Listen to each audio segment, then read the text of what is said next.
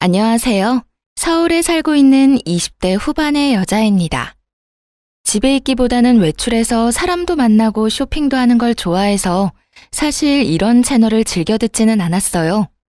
그런데 한창 결혼 문제로 힘들 때 이곳의 사연을 우연히 듣게 되었는데 비슷한 고민을 가진 사연자의 얘기에 빠져들어 눈물까지 흘리게 되더라고요. 그때 마음이 좀 치유가 된 느낌이랄까요? 나 같은 사람이 또 있구나. 나만 힘든 게 아니구나. 이런 생각을 하면서요. 그렇게 이곳의 사연을 꾸준히 듣게 되었답니다. 그러다 보니 벌써 그 남자와 헤어진 지 1년 가까이 흘렀네요. 이제 마음의 상처도 많이 아문 것 같아요. 이 채널에서 받았던 위로를 다른 분들께도 드리고 싶어서 용기 내 사연을 써봅니다. 지금 생각하면 정말 현명한 선택을 했던 저의 이야기. 한번 들어주시겠어요? 그 당시 전 서울 강남의 어느 성형외과에서 원무과 직원으로 일하고 있었습니다. 상담을 진행하진 않았고 주로 접수와 결제 담당이었어요. 빌딩의 한 층을 통으로 썼기 때문에 규모가 꽤 컸거든요. 그래서 직원들이 많았고 예약하는 환자들도 많아서 매일 정신없이 일했었어요. 원무과 쪽은 처음이어서 일을 배우느라 더 정신이 없는 상태였죠. 병원은 16층짜리 빌딩에 있었는데 다른 회사나 로펌도 있었어요. 아침에 엘리베이터를 기다리는데 어느 날부터인가 어떤 남자가 눈에 띄더라고요. 항상 세련된 양복 차림에 참 훈훈한 남자였어요. 몸매가 호리호리하고 얼굴도 여자들이 좋아할 정도로 잘생겼고요. 하루는 병원 사람들이랑 점심을 먹고 들어오는데 또 그 남자와 마주친 거예요. 그러자 다른 직원들이 쑥덕대기 시작하더군요. 저 남자 진짜 훈남이다. 보면 가슴이 떨린다니까. 저번에 누가 봤는데 로펌으로 들어가더래. 혹시 변호사 아니야? 저 얼굴에 변호사면 대박이다. 뭐 그냥 그런가 보다 싶었죠. 그때는 병원 일 끝나면 퇴근해서 친구들이랑 놀기 바빴고 격일마다 운동도 열심히 해서 인생이 너무 재밌는 시절이었거든요. 그래서 남자에게는 별로 관심이 없었죠. 또 전혀 상관없는 사람이기도 했으니까요. 그런데 이상하게 자꾸 그 남자랑 눈이 마주치는 거예요. 나중에 안 거지만 그 남자가 제 쪽을 계속 쳐다봐서 그런 거였어요. 그로부터 한 달 정도 지났을까요? 퇴근하는데 비가 막 내리더라고요. 그래서 택시를 잡으려고 하는데 갑자기 누가 옆으로 쓱 다가오더군요. 놀라서 옆으로 얼른 피하고 보니 우산을 든 그 남자였어요. 혹시 버스 타시면 같이 정류장까지 가실래요? 전 버스 타러 가거든요. 네? 아니요. 전 여기서 그냥 택시 타려고요. 지금 막히는 시간이라 택시 타면 요금 엄청 나올 텐데. 어디까지 가시는데요? 집이 그렇게 멀지 않아서 괜찮아요. 배려해 주셔서 감사합니다. 마침 택시가 와서 얼른 잡아 탔어요. 힐끗 뒤를 보니 남겨진 남자가 택시를 멀거니 보고 있더라고요. 그런데 그 이후로 저를 만나면 먼저 인사를 건네기 시작하는 거예요. 다른 직원들이 그 모습을 보고 난리가 났죠. 남자는 혼자 점점 친한 척을 하더니만 같이 저녁을 먹자더군요. 사실 그렇게 싫지는 않아서 함께 식사까지 하게 되었어요. 전 12층 로펌에서 일해요. 변호사 5년 차고요. 다른 거 하다가 다시 로스쿨 들어가서 공부하고 지금까지 일만 했어요. 그래서 그런가 여자친구 없이 지낸 지 엄청 오래됐네요. 아, 네. 근데 왜 그런 말을 하세요? 혹시 저한테 관심 있어요? 네. 몇 달 전부터 언제 말을 걸어야 하나 타이밍 보고 있었는데 몰랐어요. 이런 말 부끄럽지만 완전 제 스타일이거든요.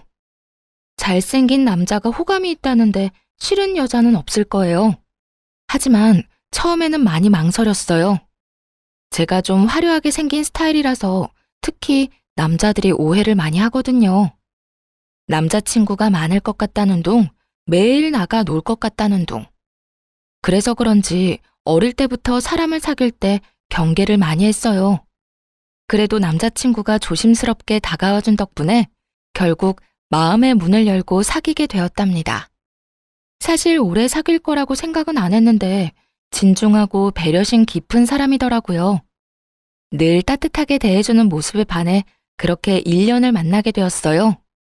중간에 병원 일을 관두고 싶었던 순간도 많았는데 남자친구를 매일 볼 수 있는 직장이어서 그나마 참고 다니기도 했고요. 아직 어렸기 때문에 결혼은 전혀 생각하지도 않았는데 30대인 남자친구는 결혼 이야기를 자주 꺼내더라고요. 둘이 함께하는 미래에 대해서 자연스럽게 말하기도 하고요. 그래서 이렇게 사귀다가 이 남자랑 결혼하게 되는 건가 싶었죠. 근데 자기는 왜 매일같이 결혼 얘기를 해? 정작 나한테 프로포즈는 안 하면서. 자기도 결혼 생각하고 있어? 난 자기가 어리니까 기다리고 있었지. 사실 빨리 결혼해서 얼른 둘이 살고 싶어. 결혼이 무슨 소꿉장난도 아니고 준비할 게 많잖아. 부모님도 배워야 하고 서로 재산도 좀 맞춰보고 예산도 세워야 하고. 우리 예슬이 모은 돈 좀 있나 봐. 난 내가 다 해야 하나 걱정하고 있었는데 아무래도 자기 월급이 그렇게 많진 않을 거 아니야. 자기가 변호사긴 하지만 그렇게 많이는 못 벌지. 요즘 변호사들이 워낙 많으니까. 사실 그렇지. 예전처럼 많이 벌지는 못해. 그래도 너 하나는 내가 책임질 수 있어. 그렇게 말하는 남자친구를 보니 귀엽기도 하고 애틋하기도 하더라고요. 그래서 저도 자연스럽게 결혼에 대해 긍정적으로 생각하게 됐어요. 그 사이 남자친구한테 로맨틱한 프로포즈를 받아 승낙도 했고요. 앞으로 사랑하는 남자와 결혼해서 꽃길만 걸을 거라는 설렘으로 가득 차 있었죠. 지금 생각하면 참 어린애 같았지만요. 그러던 어느 날 남자친구가 심각하게 자기 집 얘기를 꺼내는 거예요. 나는 사실 엄마랑 둘이 살고 있어. 아버지가 나 대학생 때 갑자기 병으로 돌아가셔서 엄마가 우울증에 걸리셨거든. 로스쿨 다니느라 집도 팔아서 더 작은 집으로 이사 갔고 그나마 내가 변호사가 돼서 다행이지. 우리 엄마 그거 하나 보고 사셔. 그러셨구나. 난 그냥 평범한 집에서 자랐어. 자기한테 그런 아픔이 있는 줄 몰랐네. 그래도 이렇게 변호사까지 되고 대단한 거야, 정말. 저기, 내가 엄마한테 자기에 대해 말씀드려봤거든? 여자친구 있다고. 결혼 생각한다고 하니까 직업이랑 집안을 바로 물으시더라고. 그래서 아직 자세히 말씀은 못 드렸는데 자기 직업이 전문직은 아니니까 우리 엄마가 반대하실 수도 있을 거야. 어쩌면 좀 모질게 구실 수도 있고. 그래? 좀 걱정되긴 한다. 난 자기 어머님이 반대하시면 억지로 결혼할 마음은 없어. 자기 너무 냉정하게 말한다. 난 엄마를 어떻게 설득할지 고민하느라 머리가 터질 것 같은데. 저기, 나를 사랑하면 엄마가 모질게 대하더라도 좀 참아줄 수 없을까? 사실 자기가 공부 열심히 해서 좋은 직업 가졌으면 이런 걱정 안 했을 테니까. 남자친구가 이렇게 말하는데 좀 어이가 없더라고요. 병원에서 접수하는 일을 한다고 엄청 하찮게 여기는 느낌이었죠. 나에 대해 많이 아는 것도 아니면서 말이에요. 사실 남자친구에게 집안에 대한 작은 비밀을 숨기고 있었는데 그냥 다 말해버릴까 하다가 아직 때가 아닌 것 같아 입을 다물었어요. 어릴 때부터 주변 사람들한테 우리 집 얘기는 절대 안 했거든요. 친구들한테도 그냥 평범하게 산다고만 하고 이러쿵저러쿵 말한 적도 없어요. 남들한테 쓸데없는 말 하지 말라고 부모님이 항상 신신당부하셔서 그렇게 됐죠. 일단은 말을 아끼고 다시 만남을 이어가던 어느 날이었어요. 먼저 퇴근하고 건물 입구 앞에서 남자친구를 기다렸죠. 때마침 남자친구가 나오길래 인사하는데 어떤 중년 여자가 툭 치고 가는 거예요. 게다가 남자친구 이름을 크게 부르면서요. 한눈에 봐도 남자친구 엄마라는 걸 알 수 있었어요. 남자친구도 놀랐는지 제 쪽을 휙 쳐다보더라고요. 엄마, 여기까지 웬일이에요? 언제 끝날 줄 알고요. 전화를 미리 하시죠. 우리 변호사님 이렇게 퇴근한 거 보는 게 엄마 행복이야. 아휴, 멀리서 오는 거 보는데 너무 멋있더라. 무슨 아침 드라마 보는 줄 알았잖아. 아, 진짜 그만하세요. 민망하네. 엄마, 이쪽은 이예슬이에요. 내 여자친구. 이렇게 갑자기 만나서 좀 그렇다. 정식으로 날 잡아서 만나야 하는데. 응? 그러게. 그건 그렇고, 여기까지 왔는데 엄마랑 같이 집으로 가줄 거지? 그러더니 남자친구 엄마가 팔짱을 딱 끼고는 남자친구를 끌고 가려고 하더라고요. 남자친구는 당황하면서 저를 쳐다봤고요. 근데 오늘 예슬이랑 선약이 있는데? 그러니까 연락을 먼저 하셨어야죠. 아님 이렇게 된 거 우리 셋이서 저녁 먹을까요? 맨날 밖에서 밥 먹는 애가 또 무슨 외식을 한다 그래? 내가 너 좋아하는 제육볶음 맛있게 해놨는데. 그럼 난 먼저 갈게. 내일 보면 되지. 어머님, 다음에 뵙고 정식으로 인사드릴게요. 그런데 진짜 너무 웃겼던 게 뭔지 아시나요? 남자친구 엄마는 저를 한 번도 안 쳐다봤고 마치 없는 사람 취급했다는 거예요. 당연히 인사도 받아주지 않았죠. 제 존재 자체를 그냥 신경도 안 쓰고 지나쳐버리더라고요. 저에 대해 당연히 알고 있었을 텐데 완전히 무시하는 태도를 보니 화가 나더군요. 결국 남자친구는 미안한 표정을 지으면서 지네 엄마한테 끌려갔고요. 말도 제대로 못하는 모습에 좀 정이 떨어졌어요. 그래서 일부러 다음 날까지 연락을 받지 않았네요. 엄청 미안했는지 병원 문 앞까지 찾아와서 기다리고 있더라고요. 자기야, 어젠 진짜 미안했어. 전화 안 받아서 내가 얼마나 걱정했는 줄 알아? 어머님이 나를 어떻게 생각하는지 아주 잘 알겠던데. 그래도 그렇지 사람을 앞에 두고 어떻게 그렇게 모르는 척을 하셔? 그러게 말이야. 나도 집에 가는 길에 엄청 뭐라고 했어. 우리 엄마가 원래 그런 분이 아닌데 진짜 미안해. 어제 나 처음 보신 거잖아. 뭐라고 하셔? 자기한텐 솔직하게 말하셨을 거 아니야. 숨기지 말고 말해봐. 뭐 별로 좋은 얘기는 안 하셨어. 그냥 모르는 척하고 넘겨줘. 내가 우리 엄마는 잘 설득할게. 아, 말해보라고. 나도 알아야 앞으로 어떻게 할지 생각해 볼 거 아니야. 생긴 게 날라리 같고 치마도 너무 짧다고. 그렇게 어린 것 같지도 않은데 정숙하지 않다고 하시네. 어젠 좀 치마가 짧긴 했지. 난 그런 거 좋아하지만. 날라리라니. 진짜 어이가 없더라고요. 어차피 곧 우리 집에도 인사를 가야 하니까 이번 기회에 다 털어놓기로 했어요. 우리 집에 인사 오기 전에 미리 말할 게 있어. 무슨 말인데? 혹시 무슨 달동네 산다는 말 아니지? 자기 경제 사정 안 좋다는 건 나도 짐작했어. 괜찮아. 아니? 그건 아니야. 우리 집 가면 놀랄까봐 미리 말해주는 거야. 사실 내가 지금 일하는 병원 원장이 우리 오빠야.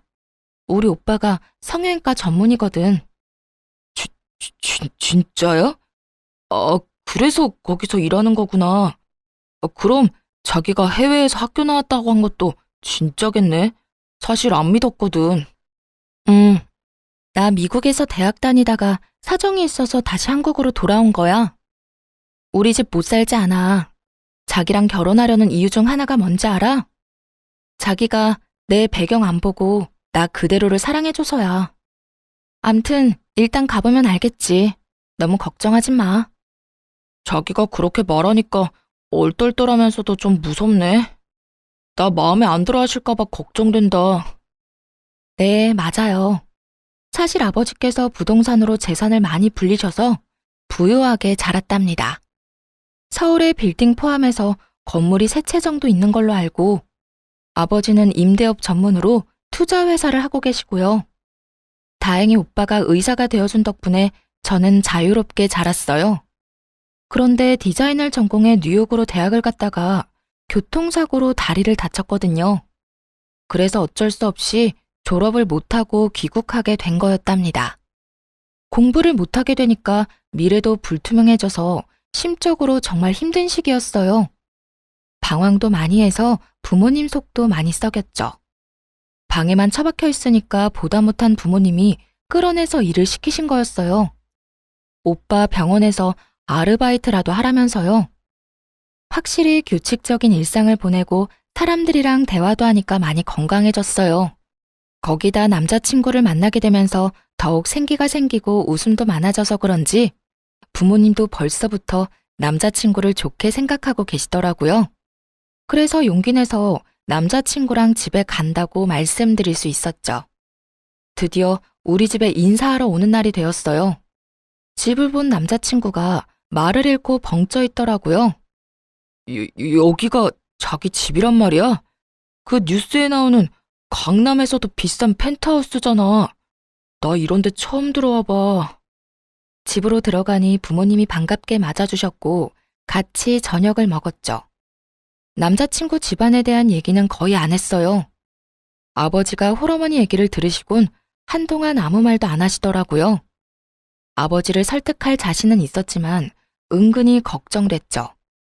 자네에 비해서 우리 딸이 아직 많이 어려. 그래서 난 사실 결혼시키고 싶지는 않네. 근데 우리 딸이 남자를 소개시켜준 게 처음이란 말이야. 또 어려운 집안 사정에도 변호사까지 된 자네가 대단하다고 생각하네. 예슬이 네가 잘 살 자신 있으면 엄마도 반대하진 않아. 근데 결혼이라는 건 정말 신중하게 결정해야 돼. 너희만 같이 사는 게 아니라 가족과 가족이 만나는 거야. 아버님, 어머님, 저를 믿어주십시오. 제가 예슬이에 비해 정말 부족한 것 잘 알고 있습니다. 그래도 온 힘을 다해서 예슬이 행복하게 해주겠습니다. 우리는 예슬이 정말 부족한 거 없이 키웠네. 근데 자네랑 결혼하면 고생하지는 않을까 걱정되는 건 사실이야. 지금 연봉이 그렇게 많지는 않은 것 같은데 앞으로 포부가 어떻게 되나? 네. 지금 다니는 로펌에서 3년은 더 일을 배울 생각입니다. 어디에 소속되면 변호사도 어떻게 보면 그냥 월급쟁이 아닌가. 지금 그 로펌 내년에 다른 데로 이전한다고 하던데 좀 도와줄 테니 그냥 자네가 로펌을 하나 차리는 게 어떤가? 괜찮은 변호사들 데려다가 덩치 키우면 되지. 비즈니스가 별게 아니야. 다 그렇게 시작하는 거지.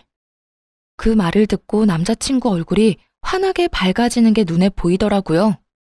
월급쟁이로 살다가 아버지가 로펌을 하나 차리게 도와주신다니 얼마나 놀랐겠어요. 우리 집에서 나와서도 흥분을 감추지 못하더군요. 아버님이 진짜 통이 엄청 크시다. 로펌을 차려주신다니.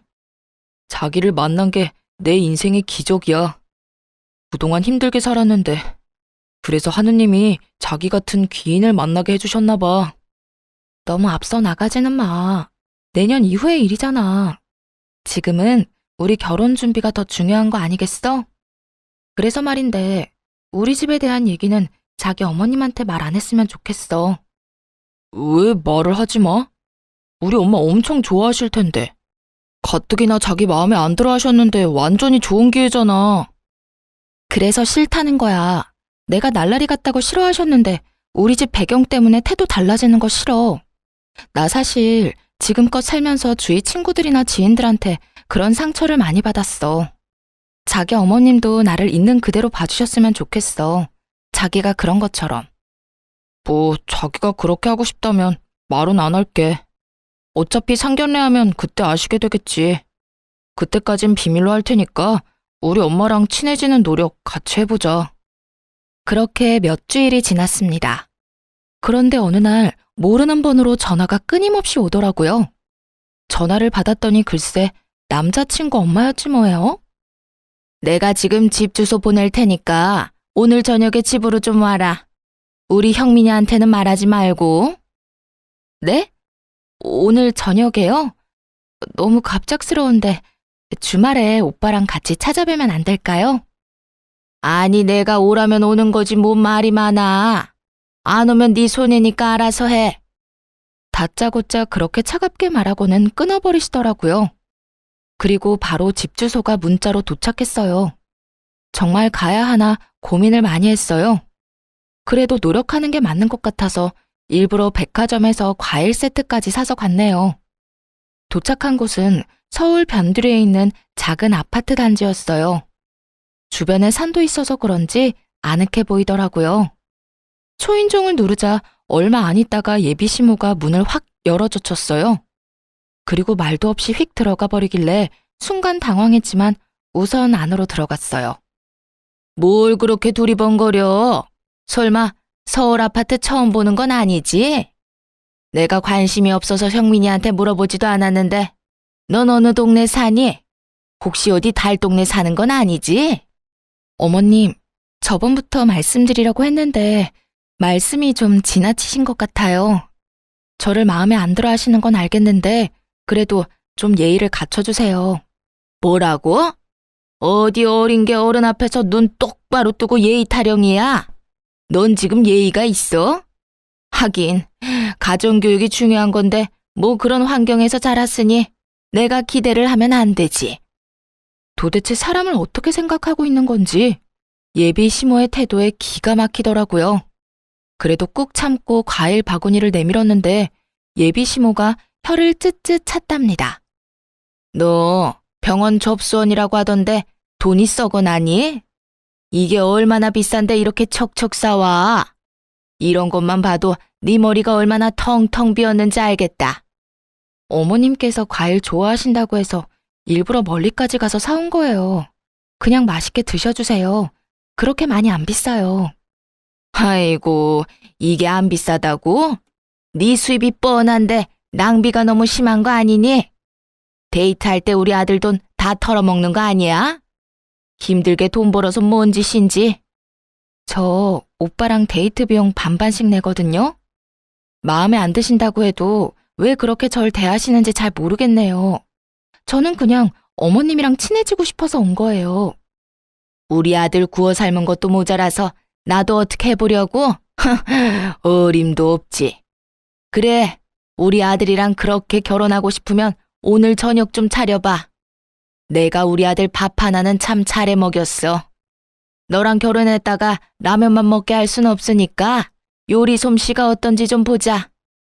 만약 제대로 못하면 절대 우리 아들이랑 결혼 못할 줄 알아. 저 말 들으니 진짜 기가 막히더라고요. 저요, 여태껏 밥 한 번 안 하고 자랐어요. 자랑하는 게 아니라 항상 집에 도우미 아주머니가 계셨거든요. 앞으로도 청소며 요리에 매달릴 생각 없었고요. 그리고 결혼하면 둘이서 알아서 밥 차려 먹고 잘 살 텐데 예비 시모가 말하는 것을 들으니 무슨 노예를 구하는 것 같았죠. 저는 결혼해도 일할 거예요. 집에서도 요리해 본 적 없고요. 부모님도 저한테 밥 차리라고 말씀하신 적 없어요. 무슨 며느리 뽑는 선발전 하는 것도 아니고 밥 못하면 결혼 못한다고 말씀하시는 게 너무 어이가 없네요. 저 그만 가볼게요. 이거 말하는 꼬락서니 좀 봐. 야, 너 거기 안 서? 나가기만 해봐. 당장 부엌으로 들어가. 예비 시모의 눈이 갑자기 휙 돌더니만 제 목덜미를 잡아채더군요. 그러고는 주방으로 막 끌고 가기 시작했어요. 순간 너무 무서웠죠. 내가 우리 아들을 어떻게 변호사로 만들었는데 니까짓 게 뭔데? 가진 게 없고 이뤄놓은 것도 없으면 뭘 해줄 수 있는지 보여줘야 하는 거 아니야? 집에서 우리 아들 수발 잘 들고 밥이라도 잘해야 할 거 아니야? 예비 시모를 확 밀치며 말했어요. 이게 무슨 짓이에요? 사람 죽일 일 있어요? 그쪽 아들이랑 결혼 안 하면 되죠? 당장 헤어져 줄게요. 이제 만족하세요? 비켜요. 그대로 달려서 현관문으로 갔죠. 눈물이 하염없이 나고 목은 너무 아프고 살면서 이런 일은 처음이었어요. 그때 정말 짠 것처럼 남자친구가 들어오더군요. 제 얼굴을 보고는 깜짝 놀라 자기 엄마한테 무섭게 소리치기 시작했어요. 이게 뭔 짓이에요? 내가 예슬이 부르거나 연락해서 이상한 짓 하지 말라고 했죠? 변호사가 뭐 그렇게 대단하다고 만나는 여자들마다 떼어놓으려고 난리냐고. 진짜 미쳤어요? 예, 난 다 너를 위해서 그러는 거지. 그깟 변호사라니? 네 얼굴에 네 직업이면 열쇠 3개는 기본으로 주는 여자도 만날 수 있단 말이야. 어디서 맨날 거지 같은 애들만 데려오니까 그러는 거 아니니? 그 말을 듣자 정신이 확 들더군요. 그동안 믿었던 남자친구한테도 배신감이 들었고요. 물론 저를 만나기 전에 다른 여자야 만났겠지만 그동안 그런 말 전혀 없었거든요. 저번에 그 선생이라는 계집애도 떨쳐내느라 얼마나 힘들었는데 그런데 이번엔 이런 날라리 꽃뱀을 데려와? 자기야, 일단 나가자. 내가 다 설명할게. 소리치는 예비 시모를 뒤로 하고 겨우 나왔습니다. 남자친구의 차에서 진정될 때까지 멍하게 앉아 있었어요. 이런 일이 생기다니 진짜 꿈을 꾸는 것 같더라고요. 남자친구한테 가기 전에 미리 말을 해놔서 다행이지. 저 혼자였다면 더 못된 일도 당했을 것 아니겠어요? 엄마가 한 말은 너무 신경 쓰지 마. 내가 다 미안하다. 자기야, 이런 일로 나 버리는 거 아니지? 자기가 원하면 엄마랑 인연 끊고 살게. 진짜야. 나도 정말 지긋지긋해. 그래도 키워주신 엄만데 어떻게 천륜이 끊어지겠어. 나랑 인연을 끊는 게 훨씬 빠를 것 같은데. 그리고 다른 여자 얘기는 뭐야? 다 지나간 일이니까 굳이 말 안 한 거야. 예전에도 결혼할 여자가 있긴 했어. 근데 엄마가 하도 괴롭혀서 결국 헤어졌거든. 그럼 나한테 그 말도 했어야지. 그래야 자기 어머님이 어느 정도인지 알잖아. 난 오늘 일 너무 충격적이야. 내가 대신 이렇게 빌게. 진짜 미안해. 그래서 자기 집안에 대해서 미리 말하자고 한 거야. 그러면 엄마가 잘 대해주실 게 확실하고 결혼까지 아무 문제 없으니까. 그거야 자기한테 유리한 입장인 거고 내가 굳이 그렇게까지 하면서 결혼할 필요는 없는 것 같아. 우리 좀 생각할 시간을 갖자. 당분간 연락하지 마. 계속 붙잡는 남자친구를 밀어내고 얼른 제 차로 돌아가 버렸어요. 그런데 2주 정도 시간이 흘렀는데도 남자친구에게선 진짜 연락 한 통 없더라고요. 이렇게 끝내는 게 맞다고 수십 번 되뇌면서도 괘씸한 마음이 들었죠.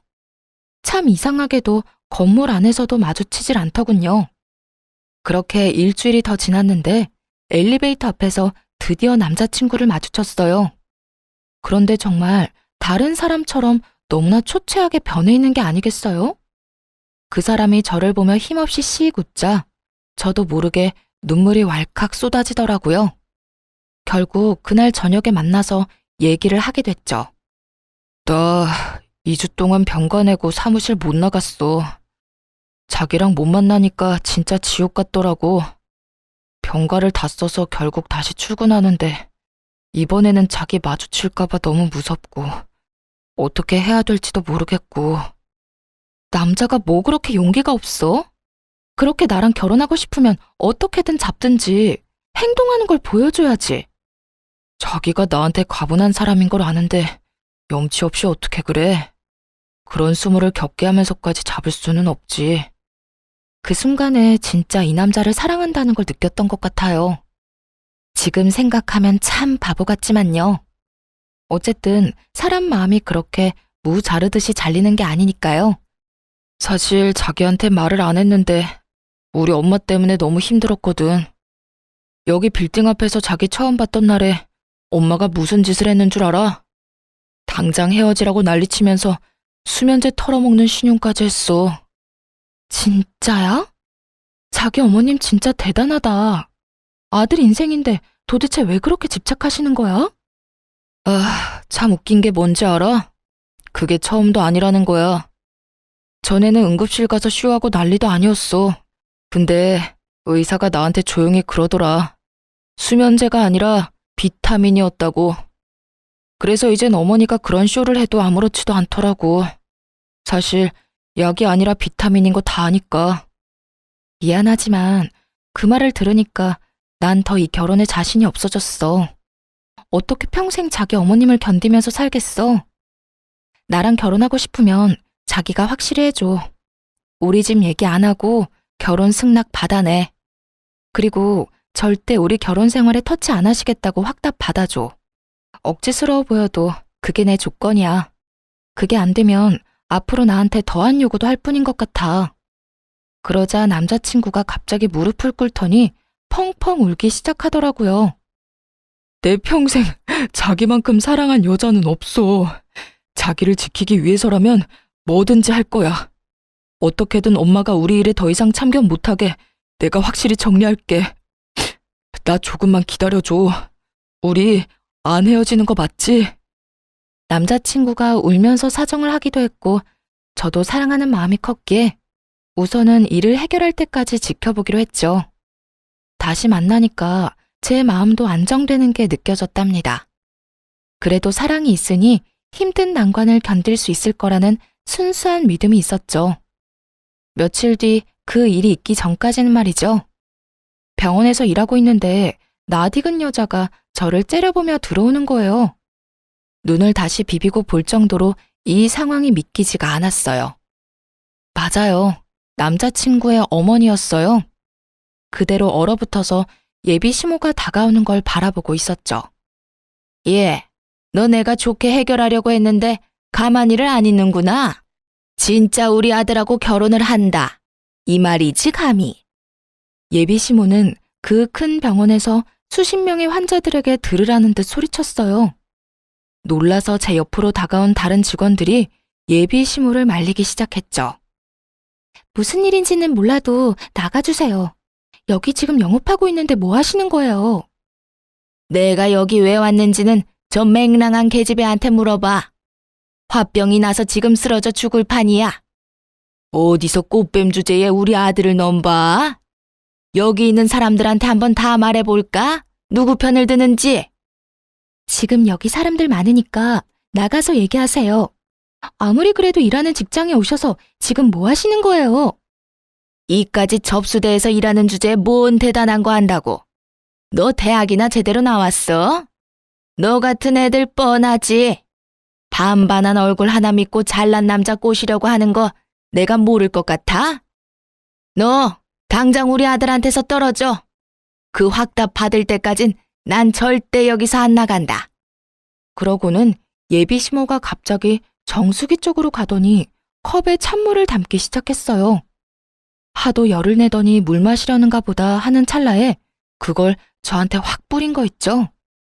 그 많은 사람 앞에서 물까지 뒤집었으니 정말 너무 화가 나고 견딜 수가 없더군요. 사람들이 수군대는 소리가 들려왔어요. 이에 질세라 탕비실로 가서 큰 물통에 물을 한가득 떠 예비 시모한테 확 뿌렸죠. 나 절대 당신 아들이랑 결혼 안 해. 걱정 붙들어 매세요. 나중에 절대 후회하지 말고 나한테 구질구질하게 매달리지 말아요. 알았어요? 이게 진짜 미친년이네. 감히 나한테 물을 뿌려? 내가 너한테 매달린다고? 지나가던 개가 웃겠다. 너나 지금 네가 한 말 꼭 지켜. 우리 아들 앞에 다시 나타나지 마. 밖에서 한바탕 소동이 일어나니 당연히 진료실 안까지 그 소리가 다 들렸겠죠. 진료를 보던 오빠가 나오더니 놀라서 얼른 저한테 달려왔어요. 이게 지금 다 무슨 일이야? 누가 진료 중인 병원에 와서 이런 짓을 하는 거야? 이슬아, 뭔 일이야? 설마 그 아줌마야? 오빠의 목소리를 들으니 갑자기 서러움이 몰려와서 눈물이 나더라고요. 6살 위인 오빠가 저를 어릴 때부터 엄청 귀여워했거든요. 처음에 고백받았다고 했을 때 병원이랑 로펌이 같은 건물에 있다 보니 오빠가 다른 사람들 통해서 남자친구에 대해 알아봐 주기도 했고요. 사귀는 것도 오빠한테 제일 먼저 말했고 남자친구랑 같이 식사도 몇 번 했어요. 예비 시모에 대해서도 유일하게 알고 있는 사람이 우리 오빠였답니다. 그 집에서 큰일을 당하고 왔을 때 오빠가 엄청 화내면서 당장 헤어지라고 해서 그 후에 다시 남자친구를 만나는 것도 말 못했었어요. 그런데 오빠 병원에서 이런 일이 생겼으니 정말 너무 민망해서 미치겠더군요. 아줌마, 남의 병원에 와서 영업 방해, 기물 파손에 뭐 하는 짓이에요? 아들이 변호사라면서 법에 대해 잘 모르시나 보네. 지금 당장 고소당하고 싶어요? 네? 아니, 그게 아니고 여기서 일하는 직원이 꽃뱀이라고요. 그거 알고 있어요? 얘 당장 잘라요. 병원 이미지 나빠진다고. 뭔 말도 안 되는 소리를 하고 있어요. 그쪽이 여기서 물 뿌리고 난리쳐서 고소할 거라는데 우리 예슬이한테 한 짓도 명예훼손 처리할 거니까 당신 아들한테 잘해보라고 해요. 아니, 우리 아들 얘기가 왜 나와요? 그리고 우리 아들이 변호사인 건 의사 선생님이 어떻게 알아요? 아줌마, 얘가 내 하나밖에 없는 동생이에요. 알았어요? 그쪽 아들도 내가 몇 번 만났고 아줌마가 한 폐악질도 다 들어서 알고 있다고. 아주 간신히 참고 있는데 사람 열받게 하시네. 당장 여기서 안 나가요? 아이, 말도 안 돼. 얘가 친동생이라고요? 그럼 왜 말을 미리 안 했어? 오빠가 의사면 집에 돈 좀 있을 거 아니야? 미리 말했으면 내가 이렇게까진 안 했지. 그쪽이 이렇게 나올까봐 말 안 한 거예요. 아줌마, 내가 아까 말했죠? 나한테 매달리거나 후회하지 말라고. 그리고 하나 더 말해줄까요? 이 빌딩 우리 아빠 거예요. 너네 아버지 빌딩이라고? 아니, 그게 진짜야? 그럴 리가 없는데. 너 우리 아들이랑 결혼하려고 지금 의사 가운 입힌 사기꾼 앞세워서 쇼하는 거지? 생각하는 거 하고는. 아줌마, 아침 드라마 작작 봐요. 정확히 말해주면 이 빌딩 이제 우리 예슬이 거예요. 얼마 전에 증여해 주셨거든. 부모님이랑 내가 얼마나 애지중지하는데 아줌마가 뭔데 내 동생한테 몹쓸 짓을 해? 아, 진짜 안 되겠다. 너 오빠한테는 헤어졌다고 했잖아. 오빠가 한숨 쉬며 어디론가 전화를 걸었어요. 상대가 누구인지는 안 봐도 바로 알 수 있었죠. 5분도 안 돼서 사색이 된 남자친구가 뛰어왔는지 숨을 몰아쉬며 들어왔거든요. 남자친구는 자기 엄마 모습을 보고는 울상을 지었어요. 내가 제발 가만히 있으라고 했죠. 도대체 엄마가 뭔데 내 인생에 이래라 저래라 하냐고요. 내가 엄마 때문에 얼마나 불행한지 알아요? 도대체 어디까지 나를 끌어내릴 거냐고. 남자친구 엄마는 그 절규를 듣고 그제야 느낀 모양이었어요. 뭔가 상황이 심상치 않게 돌아간다는 것을요. 남자친구가 무릎을 꿇은 채 제 바지를 잡고 매달리며 울기 시작했어요. 그 모습을 보고 가슴이 아팠지만 이미 우리 관계는 돌이킬 수 없었죠. 자기한테 나쁜 감정은 없지만 우리는 결혼할 수 없을 것 같아. 이제 헤어지자. 나는 당신 어머님이랑 한 가족이 돼서 살 수가 없어. 제발 여기서 나가줘. 예슬아, 제발 나한테 한 번만 더 기회를 줘. 난 진짜 너를 사랑한다고. 얘 형민아, 너는 변호사가 이렇게 채통 없이 울면 어떡하니? 얼른 일어나. 근데 얘가 진짜 이 건물주 딸은 맞는 거니? 이제 와서 그게 중요해요? 나 예슬이랑 헤어지면 엄마랑도 연 끊고 살 거예요. 알았어요? 이제야 상황 파악이 됐는지 남자친구 엄마가 부드러운 목소리로 말하더군요. 예, 아가야. 내가 우리 아들을 생각하는 마음에 큰 실수를 한 것 같다. 우리 좀 진정이 되면 다시 얘기하자. 일하는 데 와서 미안하다. 오늘 이후로 다신 아줌마랑 마주칠 일 없을 거예요. 상황 다 알았으니까 이제 그만 가주세요. 지금 안 나가면 진짜 경찰 부릅니다.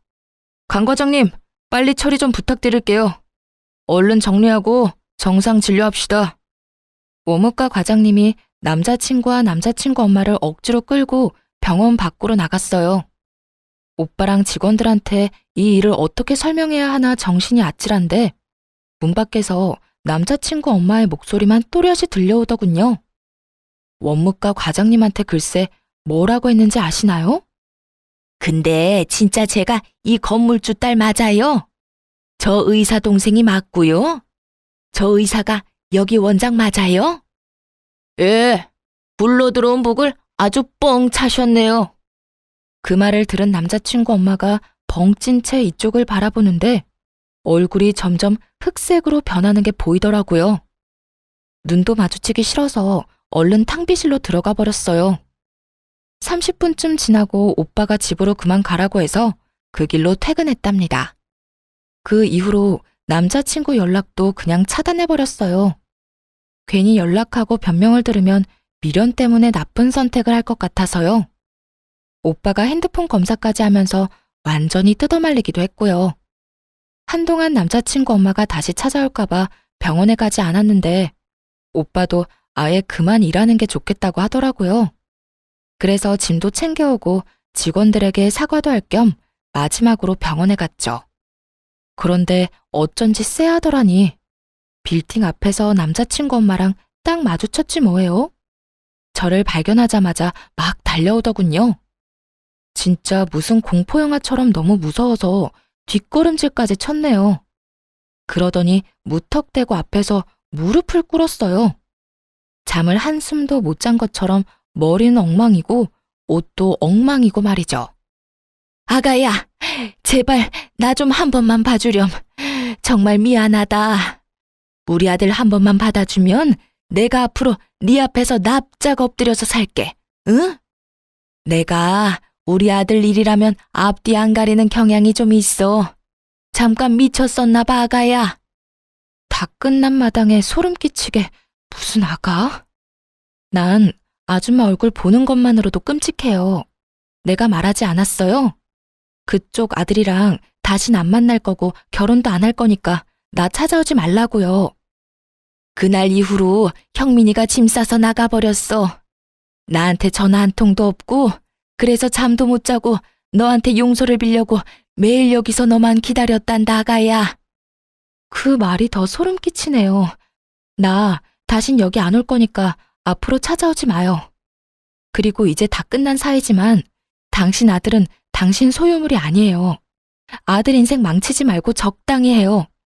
계속 따라오며 미안하다고 오는 그 여자를 떼어내느라 진짜 곤혹스러웠어요. 결국 빌딩 경비원분들한테 부탁해서야 겨우 쫓아버릴 수 있었죠. 그렇게 그 아줌마와의 악연은 다행히 끝낼 수가 있었어요. 전 남자친구와는 그 후 3개월 뒤에 한 번 만난 걸로 인연을 마무리했고요. 지금도 그 사람을 생각하면 마음 한편이 아려요. 차라리 절대 못 헤어진다고 악이라도 썼다면 정이 더 떨어졌을 텐데 그 사람은 제가 연락할 때까지 한 번도 연락하지 않더라고요. 오빠를 통해 그 사람이 로펌을 그만뒀다는 사실을 알게 됐지만 연락하진 않았어요. 그런데 어느 날 그 사람에게서 메시지가 왔더군요. 물론 바보 같은 건 알지만 그래도 한 번 만나서 마무리를 짓고 싶더라고요. 자주 가던 공원에서 만나서 어색하게 얘기를 이어나갔죠.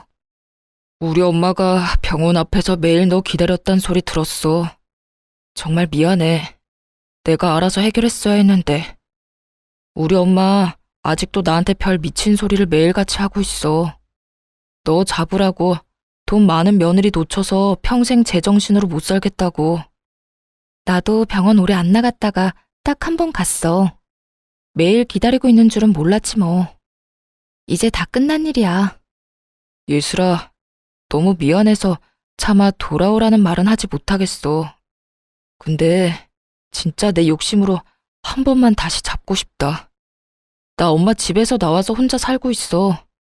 평생 엄마 안 보고 산다고 해도 나한텐 기회가 없을까? 나도 오빠한테 나쁜 감정은 없어.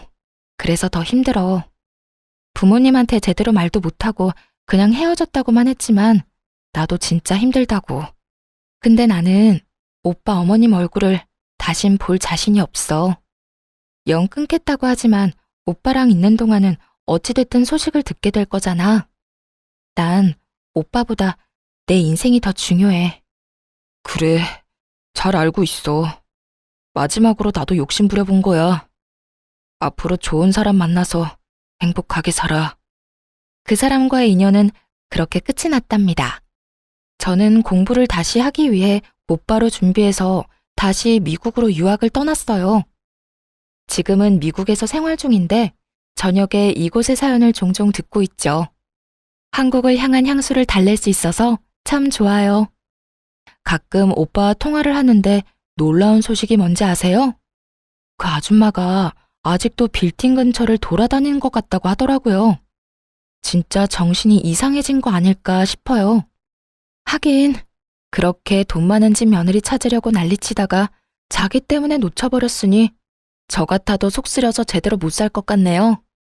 상처도 많이 받고 이상한 일을 겪은 터라 앞으로 결혼할 수 있을지 모르겠지만 지금은 우선 공부를 잘 끝내는 걸 목표로 지내고 있어요. 제가 타지에서 잘 살아갈 수 있도록 듣고 계신 분들이 힘을 주셨으면 좋겠습니다. 이야기 들어주셔서 감사드리고 좋은 날만 가득하시길